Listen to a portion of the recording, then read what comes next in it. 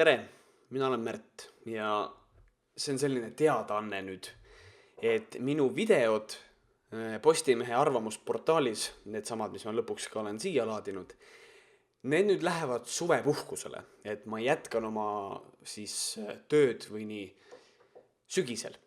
Ja ma olen kokku teinud 6 videot, viimane oli Mihkel Raua ja meedia kallutatuse teemal. Ja nüüd 6. video ei ilmu Postimehe arvamusportaalis, kuna meil olid teatavad loomingulised erimeelsused.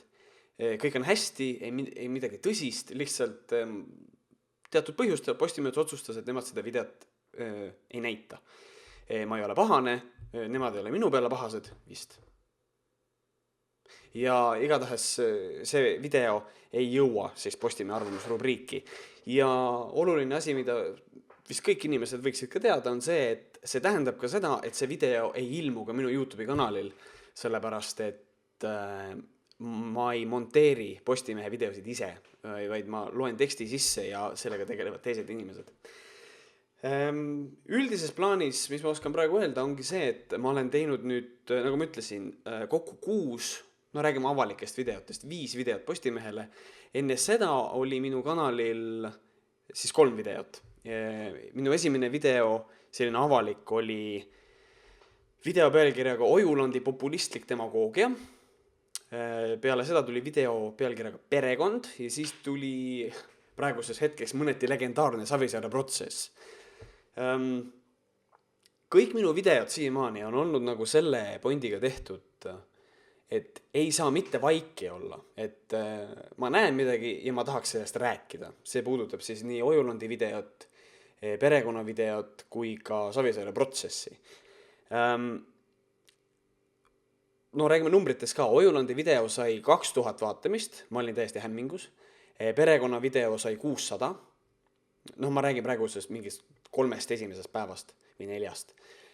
Ja Savisaare protsess sai üle 20 000 ja siis ta kasvas ja kasvas. Praegusel hetkel Savisaare protsess on tootnud 77 562 vaatamist. Et no see on metsik, sest ma ootasin 2-3 tuhandet vaatamist Savisaare protsessi videole, aga tuleb välja, et inimesed vaatasid seda videot rohkem kui vist Savisaare protsessi üldse kokku on vaadatud praegusel hetkel. Väga paljud inimesed pahandasid mu peale selle video pärast, Savisaare protsessi video pärast, sellepärast, et mulle heideti ette, et miks ma nüüd kritiseerin Edgar Savisaart. Nüüd siinkohal tahaks kõik need inimesed, kes ütlevad, et ma kritiseerin Edgar Savisaart, saata perse, sest et iga, ma ei tea, debiilik peaks ka aru saama, et selles videos ma kritiseerin Savisaare protsessi seriaali esimest osa, mitte seda inimest, eks. Et mul on kahju, et inimesed ei tee kahel asjal vahet, aga eks siiamaani leidub tänavalgi inimesi, kes arvavad, et ma oskan süüa teha nagu hästi. Et ma olen kalakokk ja mu nimi on Fred. Inimesed pahandasid, nagu ma ütlesin, aga Edgar Savisaar ise Tallinna TV-s mainis mind ära, ütles, et talle meeldis minu kriitika ja et ta käis välja idee, et Tallinna TV võiks seda videot isegi näidata. Siinkohal ma ütlen seda, et mulle meeldivad sellised inimesed. Ma respekteerin inimesi, kes on suutelised lahtise peaga, kaine mõistusega aru saama, et millest ma rääkisin ja millest üldse inimesed räägivad. Ja nagu ongi, suhtuge palun asjadesse kaine mõistusega, eks. Ja video alguses ma ütlesin, et ma ei ole Reformierakonna valija, ma ei ole Reformierakonna liige ja ma ei ole ka Reformierakonna koer. See oli vastus nagu sellele, et ma olen kommentaariumites näinud, kuidas inimesi sõimatakse Reformierakonna koeradeks, kuna neil on julgus EKRE-t või Keskerakonda näiteks mõnitada või midagi, öelda oma arvamused, mis käib nende vastu. Ja see on videos öeldud täiesti alguses. Ja siis on üks kommentaar ütles, Märt Koik on ju reformikas. Mine perse, nagu tõsiselt. Ma ei ole reformikas. Nimekiri vist on avalik, ma arvan, aga ma ei ole reformikas. Ma ei kuulu mitte ühtegi poliitilisse erakonda ja ma ei taha ka kuuluda. Samas seda ütles ka kunagi Mihkel Raud, aga ma tõesti ei taha. inimesed küsisid mu käest, et Märt, kas sa teeksid veel Savisaare protsessi osadest neid videosid ja ma ütlen nüüd ametlikult siin, et ei, ma ei tee Savisaare protsessist rohkem videosid, sest et ma ei taha. Ma vaatasin teise osa ka ära, teises osas on enamjaolt samad vead, mis esimeses sellised üldises plaanis. Et ma nagu ei tunne, et ma viitsin nokkida veel 4 episoodi jagu selle sarja kallal. Ma arvan, et see esimene on okei. Minuga võttis ühendus ka sarja üks stsenaristidest, kes tahtis mulle paari asja seletada, tahtis minuga ka kokku saada, et rääkida. Hästi piinlik on tunnistada, ma ei vastanud talle, sest ma unustasin ära ja siis nädal aega hiljem on nagu imelik nagu vastata minu arust. Et ja täpselt samamoodi, inimene ei olnud mu peale solvunud ega pahane, vaid lihtsalt tahtis minuga rääkida. Antud juhul ma muidugi küll ei vastanud talle, aga sellegi poolest see on terve mõistus, et inimene selle asemel, et mind, ma ei tea, ahviks sõimata või punnsilmaks. Ja nagu üks kommentaarium ütles, ma olen psühhopaadi näoga. Ma tean. Siis, et lihtsalt võib ka mõnda asju seletada normaalselt. Ja tegelikkuses ma nüüd peangi tunnistama, et tänu sellele Savisaare videole hakkaski minu kaastöö Postimehega. Ja minu see kaastöö Postimehega esimene video, mis tundus tagantjärele mõeldes selline cheap shot, et ma lihtsalt nagu lõin kohe ekrele vasta hambaid nii-öelda. Aga minu ülesanne on väga lihtne, et ma valin mingisuguse teema nädala jooksul, mis mind nagu kõnetab ja ma räägin sellest. Ja mind väga kõnetas see Martin Helme siis pahandamine Sirbi peale, kus temast siis avalikustati pilt, mis oli kellegi kunstiteos, kuhu peal oli kirjutatud, et minu munn on puhas. Seda silti siis kandis siis Helme. Ja inimesed olid mu peale ikkagi räigelt pahased pärast seda. Et ma kasutasin selle seda terminit, et EKRE valija on justkui nagu 6 klassi haridusega. Nüüd ma seletan, et ma ikkagi pidasin silmas neid inimesi, kes Martin Helme käsul kohe hakkasid Sirbi toimetusse helistama ja kirju saatma. Ma pidasin silmas nagu neid inimesi, kes lihtsalt pimesi hakkavad kohe käsku täitma nii-öelda. Et loomulikult ma tean inimesi, kes on kõrgharidusega, on EKRE valijad, ma tean kõrgharidusega inimesed on ju EKRE ise ka, Martin Helme on ju kõrgharidusega mees, et loomulikult ei ole iga EKRE, kes liige või nende poolt valija 6 klassi haridusega, eks, see on ilmselge. Ma sain kirju, kus öeldi, mul ei ole 6 klassi haridus, ma usun sind, ma saan aru, jah, okei. Ja tõesti, vihased kirju mulle postkasti lendas ja peamiselt rünnati minu karjääri, et ma olen näitleja ja siis rünnati ka minu välimust. Ma näiteks ühe kirja loen ka ette, mille kirjutas mulle Indrek. Sitt näitleja nagu sina ei saagi midagi asjalikku suust välja ajada. Olgu muld sulle kerge. See on minu esimene nagu mõte oli see, olgu muld sulle kerge. See on tapne sähvardus, aga ilmselt ei ole. Et sitt näitleja nagu sina ei saagi midagi asjalikku suust välja ajada. Minul on väga suur probleem nii-öelda tagasisidega või siis nagu kriitikaga minu suunas. Ja see probleem on selles, et ma ei võta kriitikat tõsiselt, kui see ei ole konstruktiivne. See kriitika ei ole konstruktiivne, sellepärast, et mulle väidetakse, et ma olen sitt näitleja. Ma ise ei tea, kas ma olen sitt näitleja või mitte. Ma olen lugenud arvustusi teatritükkides, kus ma olen esinenud. Mulle ei ole kunagi öeldud, et ma olen halb näitleja. Aga võib-olla tõesti ma olen sitt näitleja, ma ei tea. Ei saagi midagi asjalikku suust välja ajada. Selles kriitikas puudub igasugune argumentatsioon. See ei ole konstruktiivne, mis tähendab seda, et see ei tähenda minu jaoks reaalselt mitte midagi. Täpselt samamoodi, nagu mulle kirjutas Zorro, et tont ja kõik. See on ka tühi. Ja siis kirjutas mulle kuna see ei ole inimese päris nimi, siis ma ilmselt võin selle ka välja öelda, et see on väga irooniline. Nimi on karmaline tervendus. Jätke see meelde. Karmaline tervendus. See on hästi meelerahu. Ja ta kirjutab mulle seda, et mul on väikese inimese sündroom ja väikesed tegelased ongi kõige suuremad klähvjad.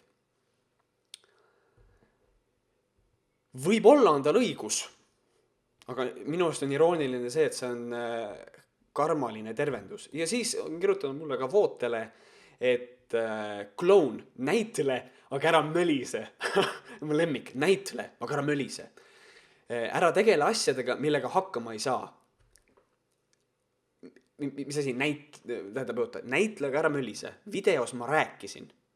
Ma tegelesin rääkimisega. Kas sa viitad sellele, et ma ei saa rääkimisega hakkama, aga näitlejana ma pean ka rääkima? Millega ma hakkama ei saa? Kui sa viitsid, siis vootele, äkki sa kirjutad mulle, täpsustad. Aga siis oli 2 kirja, mis olid tegelikult räigelt pikad, aga konstruktiivsed. Küll aga paraku teatav konstruktiivsus nagu devalveerub siis, kui inimene ikkagi üritab mulle selgeks teha, et minu maailmavaade on vale, põhjendades seda enda maailmavaatega. See ei tööta. Selles mõttes. Ma ei saa öelda natsionaalsotsialistile, et natsionaalsotsialist on vale olla, sellepärast, et ma olen liberaal. See on nagu imelik. Minu arust see ei ole õige. See ei ole valid nagu argument. Ja siis loomulikult, kuna mul on blogis kirjutatud, ma olen enda identiteedi määranud kui vasakpoolne liberaal, siis millest ma ka ühes videos rääkisin, et jube lihtne on tembeldada kõiki vasakpoolseid inimesi vasakpoolseteks nagu äärmuslasteks ja et kui oled liberaal, siis oled kohe mingisugune ultraliberaal. Et tegelikult ei ole see asi nii lihtne. Ma olen väga paljude asjade vastu, mille vastu on ka nii-öelda parempoolsed. Üleüldse ma see on nagu väikene seletus, et mina ei sõdigi nii-öelda, ma ei tahagi seda sõdimiseks nimetada, aga minu jaoks ei olegi nii tähtis, kas inimene on vasakpoolne või parempoolne.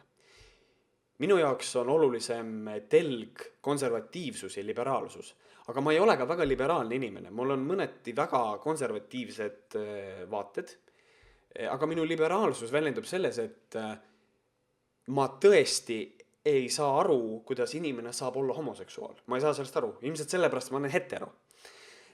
Ma ei saa sellest aru, aga homoseksuaalsus ei puuduta mind. Ja las nad siis olla, või ongi nii. Mul on väga konservatiivne vaade seksile tegelikkuses. Aga kui on olemas grupp inimesi, kes tahavad 10 kõik koos seksida, mina ei taha, sest minu arust on hästi imelik ja ebamugav. Nagu, mitte ma seda oleks harrastanud, aga see tundub minu jaoks hästi ebamugav ja imelik ja võõras ja alien. Mina ei taha seda teha, kindlasti mitte. Aga kui on inimesi, kes seda teha tahavad isekeskis, siis ei ole minu asi öelda, et see on nüüd taunitav tegevus. Küll aga ma võin alati nende käest küsida. Vaadake, väga suur probleem on see, et on mingisugused sotsiaalsed autoritaarsed inimesed, kes on see, et USA-s on praegu väga popp asi on see safe space, et mis on nagu hästi liberaalsus, et me oleme hästi liberaalsed inimesed, aga meie käest ei tohi küsida, miks meie maailmavaade on nagu selline. Ma olen selle vastu. Läbi sellest johtuvalt tegelikult minu arust selle vihakõne nii-öelda keelamisega Eestis tahetakse ka natukene liiale minna. Et ma saan aru, kui on mingi suur rassiviha kusagil, räägitakse, et kõik neegrid ahju, kõik neegrid on vaja ära tappa ja midagi sellist, siis minu arust on haige, jah. Aga me ei tohi, kui keegi ütleb kellelegi natukene halvasti, siis seda ei tohi vihakõnena kohe kirja panna. Aga loomulikult siinkohal ma tahan mainida ka seda, et ma olen täiesti kindel, et kui meil oleks parempoolne valitsus, siis meil tahetaks samasugust asja tegelikult läbi viia, mingisugust vihakõne seadust või nii. Aga see on minu esimene selline, või mis minu esimene, see on minu esimene reaktsioon, kui ma mõtlen alati vihakõnele, et ükskõik kas vasakpoolne või parempoolne, nad tahaksid seda niikuinii mingil kujul nagu teha. Aga nagu ma ütlesin, liberaalsus, konservatiivsus on minu jaoks nagu olulisem teema. Nagu ma rääkisin seda, et siis ma sain vihaseid kirju, et üldises plaanis kirjutati mulle sellist destruktiivset sitta, mille eesmärk oli mind lihtsalt perse saata, mitte arutleda. Inimesed võiksid aru saada sellest ka, et minu videod on teadlikult natukene üle võlli. Et vahest on hea natukene lihtsalt ironiseerida asjade kallal, millega võib-olla ma isegi nõus olen. Et isiklikult näiteks Märt Sultsi teema, millest ma rääkisin, minu arust sellel plakatil ei ole nagu häda midagi, las nad panevad selle üles, mul on suva. ma võiksin sama hästi rääkida sellest, et minu arust on imelik, et EKRE sellel värbamisplakatil on põhimõtteliselt kõik inimesed valged ja blondid, mis on minu arust täielik natsism nagu. Aga noh, olgu, selge, suva. Aga minu jaoks oli Märt Sultsi puhul see lause, et see ei ole roheline, see on pastellroheline. See oli minu jaoks käivitaja, see oli minu jaoks nii armas ja tore asi, mida öelda, et sellest võis teha video. Küll aga jah, tõsi, Katrin Lusti ma vihastasin ikka räigelt välja. Sellepärast, et ma julgesin öelda, et tema tegelikult alusetud süüdistused Veet Mono suhtes olid nagu liiale mindud. Ja siis ma ei teadnud, et ta mu peale vihane oli, aga järsku hakkas ta mind süüdistama selles, et ma olen Varro Vooglaidu salaja pildistanud, mis ei vasta absoluutselt tõele. Aga noh, mind ei üllata, et ta mind alusetult süüdistas, sest et ma olin Kuuuurijat näinud. Isiklikult mul ei ole Katrin Lusti vastu nagu mitte midagi. Küll, mul oli tema vastu mingisugune respekt ikkagi, et noh, ta on ikkagi ajakirjanik ja ta teeb oma tööd, aga pärast sellist alusetut süüdistust ja pärast seda, kuidas ta minu seinal ka nagu käitus, süüdistades mind tema postituse ilma luba küsimata kopimises, kuigi ta tegi ise minu Twitteriga nagu ise täpselt sama asja enda seinale, siis seda respekti ei ole enam nagu selles mõttes. Aga kas ma vihkan nüüd Katrin Lusti, kas ma ei salli teda? Ei, mul on lihtsalt suva. No. Selline reegel on olnud nüüd Postimehe videotega, et need lähevad üles arvamusportaali ja 3 päeva hiljem ma panen need endale YouTube'i. Ja mul on väga hea meel, et alati on minu YouTube'i kontol tekkinud arutelu minu videote teemal. Ikka inimesed räägivad ja see on tore, see mulle väga meeldib. Seal on ka probleem ja see probleem on alati, mitte alati, tihtipeale see, et minnakse ikkagi kontekstist välja. Näide, naiste ajateenistus. Kommentaariumis hakkas pihta jutt sellest, et kui on aeg sõtta minna, siis naised peaksid ikkagi koju jääma lastega, nii öelda, sest et kõikidel naistel on järelikult lapsed vist, ma ei tea. Et naised võiksid koju, aga mehed lähevad sõtta. Vaadake, nüüd on see asi, sõjapidamine ja ajateenistus on 2 täiesti erinevat asja. Need on väga seotud ikkagi, aga nad on erinevad. Nagu selles mõttes, et üks on reaalne sõda, teine on väljaõpe. Sest et mina leian seda, et naistele võiks ikkagi anda ju sõjalise väljaõppe ka. Seda võib ju vaja minna. Siis üritati mulle mu kommentaariumis ära panna, et et sina võiks ju usuteadust ka õppida. Sul ju vaja seda ei lähe, aga igaks juhuks, et väljaõppe oleks olemas. Mis on, inglise keeles on termin, et see on siis nagu retoorika suhtes, et see on false equivalency. See on täiesti vale võrdlus. Üks asi on, usuteadus on kõigile vabatahtlik. Kui sa tahad usuteadust õppida, proovi sisse astuda ja õpi, kui sisse saad. Eks? Väga lihtne. Ajateenistus on meestele kohustuslik, naistele mitte. See ongi nagu konteksti väline asi praegu.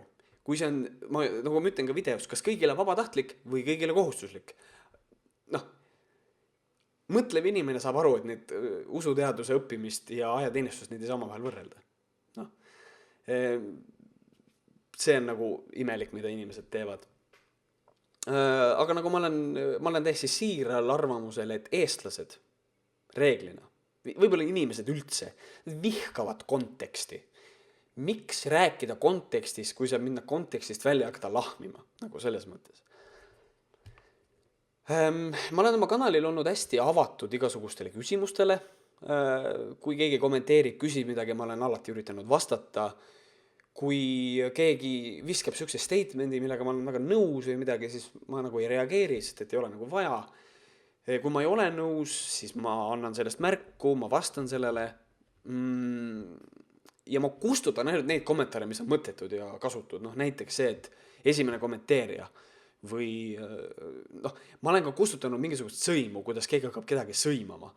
Ja siis üks inimene, kes hakkas enda kanalit reklaamima, kuule, teeme niimoodi, et sina subscribe'id mulle ja mina subscribe'in sulle. Käi perse, palun ära kommenteeri mu kanalit, mitte kunagi enam sellise kommentaaridega.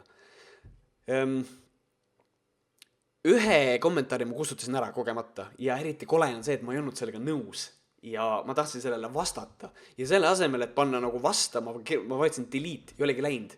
Ja mul on väga piinlik. palun vabandust, ma ei tahtnud seda, ma ei teinud seda meelega päriselt. Ja siis üks populaarne küsimus, mida ei ole nagu kommentaariumites väga küsitud, aga on küsinud näiteks minu enda tuttavad ka. Ja ka, ka võõrad inimesed on mu käest küsinud. Et kas ma teen seda kõike raha pärast? Ei, ma ei tee seda raha pärast.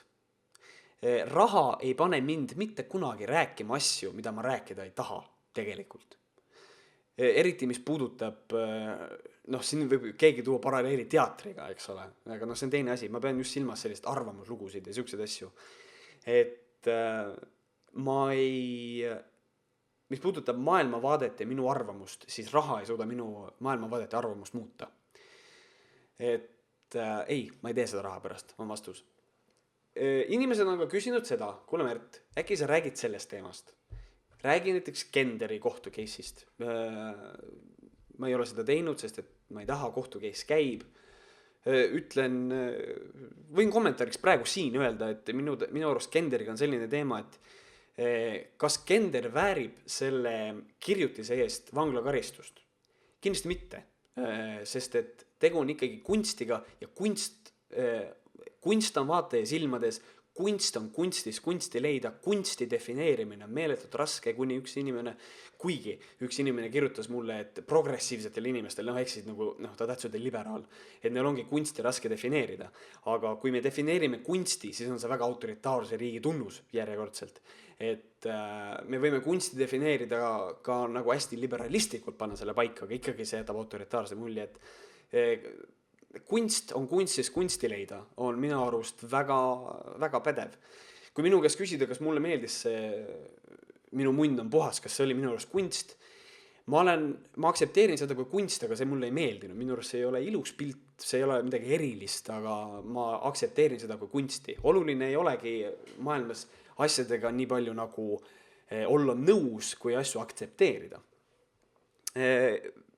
Et kindlasti ei vääri nüüd Kaur Kender vanglakaristust selle kirjatüki pärast, aga ma arvan seda, et Kaur Kender väärib mingisugust distsiplinaarset mingit asja, sellepärast et mul on jäänud selline tunne, et Kauri missioon on võimalikult palju süsteemi proovile panna ja seda kottida.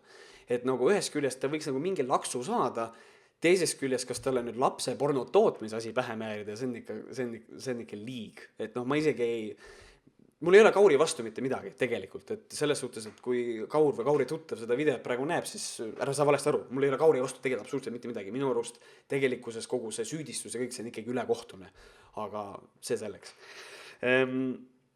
Ja siis Tiit Ojasoo juhtum, mis on praegu väga aktuaalne selles hetkes, kus ma praegu viibin. Et miks ma Tiit Ojasoo asjadest, sellest olukorrast ei räägi, on see, et inimene võib kindlasti nüüd oletada, et ma ei räägi selle pärast, et ma olen näitleja ja Tiit Ojasoo oli nagu teatrijuht ja lavastaja või nii, et ilmselt ma selle pärast ei räägi, ma ei taha oma eluvaldkonna inimesi kottida või nendest rääkida. Absoluutselt mitte. Ainus põhjus, miks ma Tiit Ojasoost ei räägi, on see, et praegusel hetkel songitakse Tiidu minevikus nii räigelt ja nii koledasti, et ma ei taha liituda mingisuguse raisakulli parvega.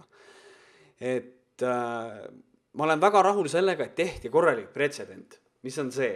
Vägivald ei ole okei. Ükskõik, kes sa oled, Eesti Vabariigi president, teatri kunstiline juht, suvaline inimene tänavalt, vägivald ei ole okei. Ja minu arust tagajärjed on olemas. Ta lahkus kunstilise juhi kohalt, läks põhimõtteliselt, ühesõnaga võib ümmarguselt öelda, et ta läks teatrist ära. Siis ohver, tema ohver nii öelda, siis ütles, et ta tahaks ka eluga edasi minna.